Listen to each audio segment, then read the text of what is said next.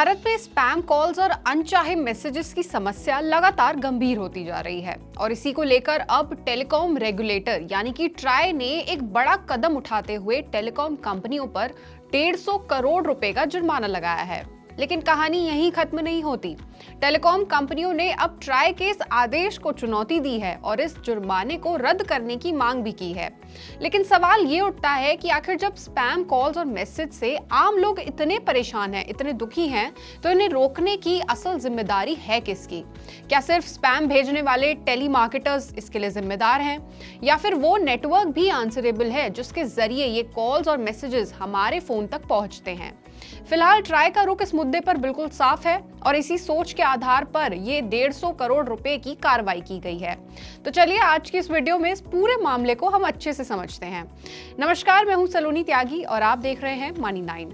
Try यानी कि telecom regulatory authority of India ने ये कार्रवाई किसी एक घटना के आधार पर नहीं बल्कि पिछले 3 सालों के रिकॉर्ड और शिकायतों को रिव्यू करने के बाद की है।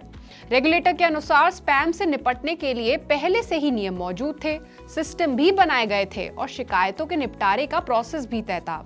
लेकिन दिक्कत ये रही कि नियमों को जमीनी स्तर पर लागू नहीं किया गया। ट्राई ने बताया कि नियमों के मुताबिक अगर किसी नंबर के खिलाफ 10 दिनों में 5 शिकायतें दर्ज होती हैं, तो उस नंबर पर जांच और कार्रवाई शुरू होनी चाहिए।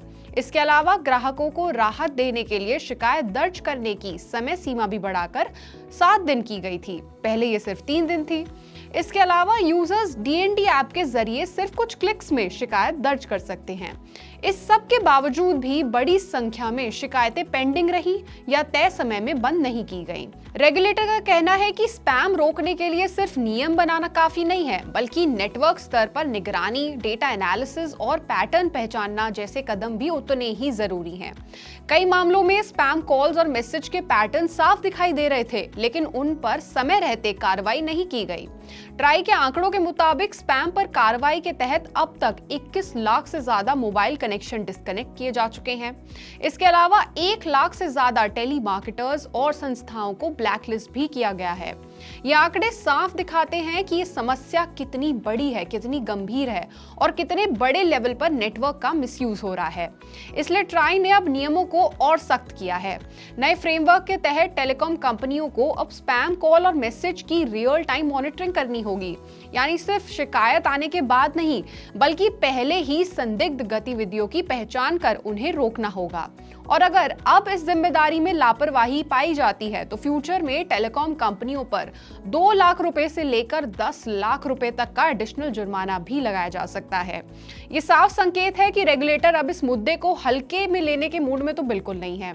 सिर्फ टेलीकॉम कंपनियों के लिए ही नहीं बल्कि टेलीमार्केटर्स के लिए भी नियम सख्त किए गए हैं। अब उन्हें सिक्योरिटी डिपॉजिट जमा करना होगा ताकि नियमों की उल्लंघन की स्थिति में सीधे उन पर फाइनेंशियल कार्रवाई की जा सके। इसका मोटिव ये है कि प्रमोशनल कॉल्स और मैसेज भेजने वाली जो ऑर्गेनाइजेशंस हैं वो भी आंसरेबल बने। ग्राहकों के लिए स्पैम पहचानना आसान बनाने के लिए ट्राई ने नंबर और मैसेज की कैटेगरी भी तय की है। आइए अब इस पर नजर डाल लेते हैं।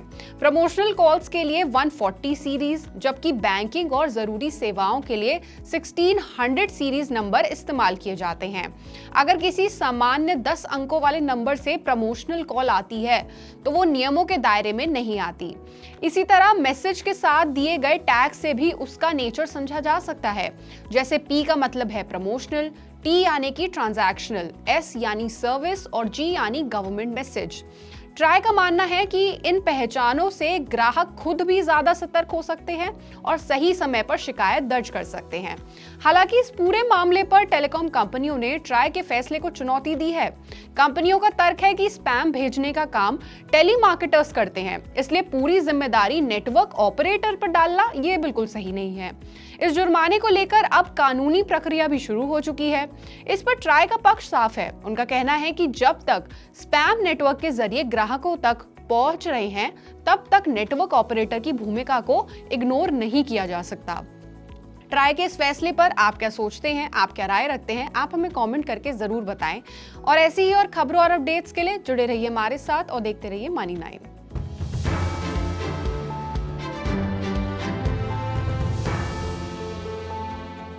ग्लोबल संकेतों के दम पर कैसे खुलेंगे हमारे बाजार? क्या कह रही हैं खबरें और ब्रोकरेज रिपोर्ट्स? किन शेयरों में बनेगा पैसा? बाजार खुलने के बाद क्या खरीदें, किन शेयरों को करें पोर्टफोलियो से बाहर? कैसा रहा बाजार का दिन भर का कारोबार? कैसे तैयार करें कल के बाजार की स्ट्रैटेजी? इन सब सवालों के जवाब जानिए मेरे साथ ओपनिंग बज और क्लोजिंग बज में, इन वक्त पर सिर्फ मनी 9।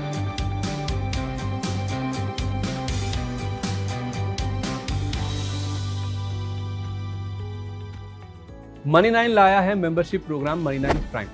अब आपके दिमाग में कई सारे सवाल होंगे, मसलन आखिर क्या है ये मनी 9 प्राइम? आपके लिए यानी दर्शकों के लिए इसके क्या फायदे हैं? और एक बड़ा सवाल ये कि मनी 9 प्राइम से आखिर जुड़ना कैसे? तो इसकी पूरी जानकारी हम आपको देने जा रहे हैं। मनी 9 प्राइम में 3 प्लान होंगे, इकोनॉमी, स्टैंडर्ड और वीआईपी। तो फटाफट ज्वाइन कीजिए YouTube पर मनी 9 प्राइम। ज्वाइन करने के लिए मनी 9 के YouTube पेज पर जाइए, होम पेज पर मिलेगा ज्वाइन बटन, इसे क्लिक करें, अपनी पसंद का प्लान चुनें और बस हो गया, अब आप रहेंगे सबसे आगे।